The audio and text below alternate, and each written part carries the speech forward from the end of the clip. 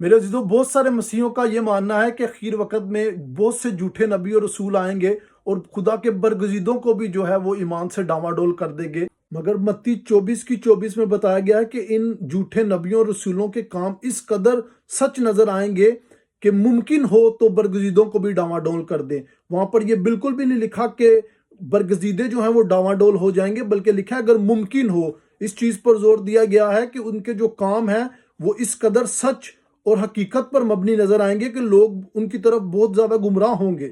لیکن ایک بات جو آپ نے ہمیشہ یاد رکھنی ہے میرے عزیزو، خداوند یسوع مسیح کے اپنے بول ہیں۔ جب ہم یوحنا 6 باب اور اس کی 39 آیت پڑھتے ہیں تو خداوند یسوع مسیح کہتا ہے کہ خدا باپ کی یہ مرضی ہے کہ جو اس نے مجھے دیے ہیں ان میں سے میں کسی ایک کو بھی نہ کھوؤں۔